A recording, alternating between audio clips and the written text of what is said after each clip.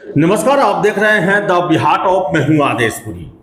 राजस्व एवं भूमि सुधार विभाग के द्वारा 67वीं सिविल सेवा बीपीएससी सिविल सेवा पास 8 अंचलाधिकारी यानी कि सीओ को नौकरी से बाहर कर दिया गया है। उनकी नियुक्ति रद्द कर दी गई है और इसको लेकर दो नोटिस जारी किया गया है।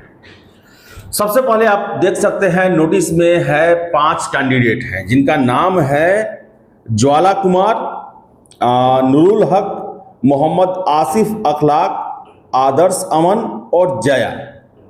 इन लोगों के बारे में है कि ये प्रमाण पत्रों के वेरिफिकेशन कार्यक्रम जो कि अलग अलग तारीख पर आयोजित किया गया, उसमें ये अपने डॉक्यूमेंट्स का वेरिफिकेशन कराने के लिए नहीं आए।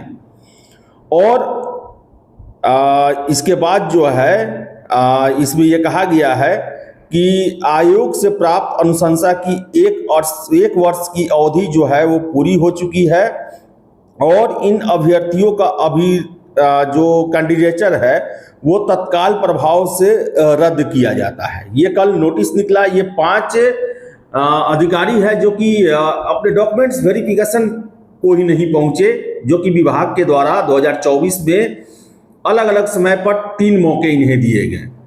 अब क्या वजह है अब तो ये लोग ही बता पाएंगे। अब हो सकता है कि इनका चयन जो है वो दूसरी सेवाओं के लिए हो गया हो, यूपीएससी में हो गया हो, या फिर पहले से कोई नौकरी में हो वो छोड़ के नहीं आना चाहते होंगे, या फिर बीपीएससी होने के बाद अगले बीपीएससी में इनका अच्छे पद पर जो है चयन हो गया होगा। 68वीं 69वीं हुआ, उसका फाइनल रिजल्ट आ चुका है, जिस कारण से ये लोग ज्वाइन नहीं किए। लेकिन बताएं आपको हम कि इन 5 लोगों के द्वारा राजस्व एवं भूमि विभाग में अपना डॉक्यूमेंट्स वेरिफिकेशन नहीं कराया गया, जिसके कारण इनका कैंडिडेचर जो है वो रद्द कर दिया गया। इसके अलावा 3 लोग हैं, 3 लोग और हैं, ये भी 67वीं से संबंधित हैं। ये हैं अंकुर कुमार, रजनीकांत और सुमित कुमार। इन तीनों लोगों का डॉक्यूमेंट्स वेरिफिकेशन हुआ और इनकी पोस्टिंग भी कर दी गई।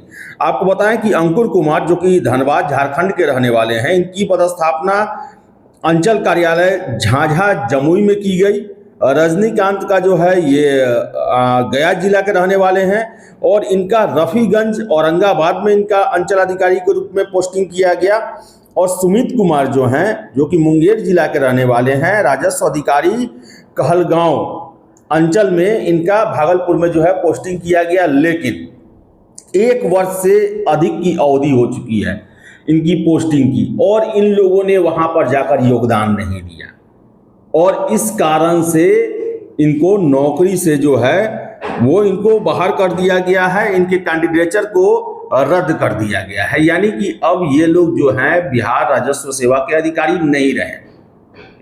8 लोग हैं कुल, 5 लोग रिजल्ट आया उसके बाद से राजस्व एवं भूमि सुधार विभाग का मुंह भी देखने नहीं गए। डॉक्यूमेंट्स वेरिफिकेशन के लिए 1 साल तक बुलाया गया, उन्हें अलग अलग समय पर नहीं गए। इस कारण उनकी जो बहाली जो है वो रद्द कर दी गई। और 3 लोग ऐसे हैं जो कि डॉक्यूमेंट्स वेरिफिकेशन ये सब कराएं, उनकी पोस्टिंग भी हो गई, अंचल अधिकारी के रूप में होगी, लेकिन वो 1 साल से अधिक हो गया अपने अंचल कार्यालय में योगदान ही नहीं किए। अब हम ये नहीं कह सकते हैं कि ये यहां कोई गड़बड़ी हुई होगी, क्योंकि बहुत सारे वजह होते हैं और इतने अच्छे पद को छोड़ने के लिए वजह जो है वो कोई दूसरा नौकरी ही होता है। अब हो सकता है इन सभी लोगों के बारे में जानकारी नहीं है, हो सकता है कि इसमें से कुछ लोग हों जो कि झारखंड सिविल सर्विसेज में चयनित हो गए, अच्छा पद मिल गया हो, या फिर जो है वो यूपीएससी में चयन हो गया हो, या फिर पहले से ही ये चयनित होंगे, दूसरे विभाग में कार्यरत होंगे, ये भी हो सकता है। इसको निगेटिव लेने की जरूरत नहीं है, क्योंकि ऐसा अमूमन नहीं होता है कि कोई सिविल सेवा पास करे और सर्टिफिकेट लेवल पर गड़बड़ी हो उसमें। जनरली ये नहीं होता है, बहुत रेयर होता है। ये अन्य परीक्षाओं में भले होता हो, लेकिन पीटी, मेंस, इंटरव्यू के समय में पता है आपको सारे डॉक्यूमेंट्स लिए जाते हैं, ओरिजिनल चेक किए जाते हैं, उसके बाद ही आपका रिजल्ट घोषित किया जाता है। तो इसमें हम आराम से कह सकते हैं कि जो कैंडिडेट 5 जो हैं वो ज्वाइनिंग करने भी नहीं गए और 3 जिनकी पदस्थापना हुई लेकिन वो योगदान नहीं करने गए, वो लोग हो सकता है कि इससे अच्छा ऑप्शन उनके पास होगा और इस कारण से वो बिहार के राजस्व सेवा के अधिकारी के रूप में अपना योगदान नहीं किए। अब समझिए कि 8 सीट जो है केवल 67वीं से खाली है। ऐसे बहुत सारे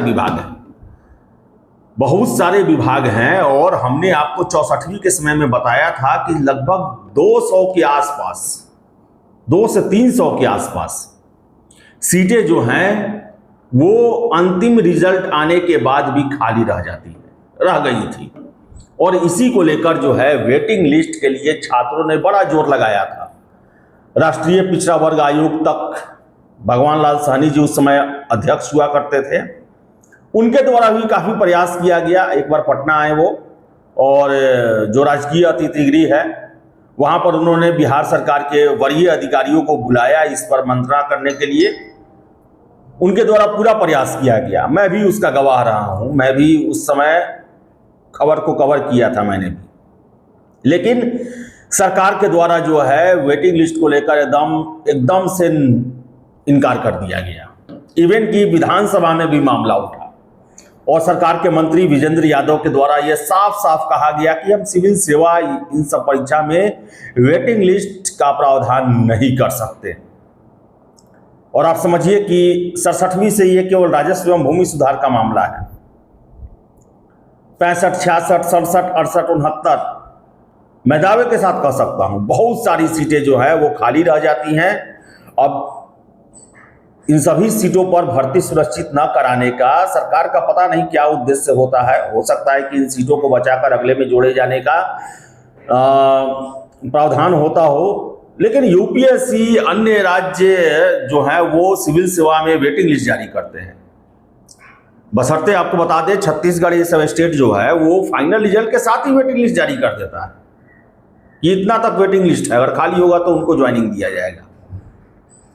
लेकिन बिहार में कोई भी तर्क, कोई भी सबूत छात्रों के द्वारा, सरकार के द्वारा अनसुनी कर दी गई। और देखिए कि सभी विभागों में, चाहे वो दरोगा की पोस्टिंग हो, चाहे सिपाही की पोस्टिंग हो, चाहे बीएसएससी की पोस्टिंग हो, चाहे वो शिक्षकों का मामला हो, आप देख सकते हैं टीआरई 1, टीआरई 2, टीआरई 3 में वेटिंग लिस्ट को लेकर जितनी पदों पर बहाली हो गई है, रिजल्ट आया है, उसमें से कुछ लोग छोड़ते हैं, उसके बदले में जो टाई ब्रेकर पर रुके हुए हैं उनके लिए भी कितना प्रयास किया गया, कितने दिन धरना प्रदर्शन, मंत्री जी का रास्ता रोको, ज्ञापन, क्या क्या नहीं किया गया, लेकिन अंततः सरकार के द्वारा इस पर कोई सुनवाई नहीं की गई। अब पता नहीं क्या वजह है, लेकिन राजस्व एवं भूमि सुधार का सीओ का ये हाल है। सीओ को एक बहुत ही अच्छा नौकरी माना जाता है बिहार में। BDO, CO, SDM, DSP, registrar, ये सब काफी अच्छा नौकरी माना जाता है। और इसमें देखिए 67वीं में 35 लोगों का चयन हुआ था।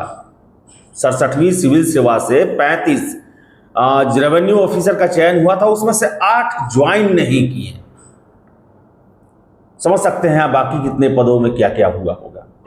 विचार जरूर होना चाहिए इस पर और सरकार को यह कोशिश करनी चाहिए कि जितने पदों के लिए वो बहाली निकाल रहे हैं, कम से कम उतने पदों पर बहाली सुनिश्चित हो।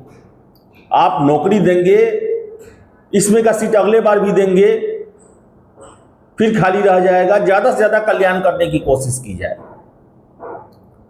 तो देखिए अब क्या होता है, चुनाव का साल है, अब नई सरकार क्या इस पर फैसला लेगी, समय ही बताएगा। फिलहाल इस वीडियो में इतना ही। वीडियो पसंद आया लाइक शेयर करें, हमारे चैनल द बिहार टॉप को सब्सक्राइब जरूर कर ले। धन्यवाद।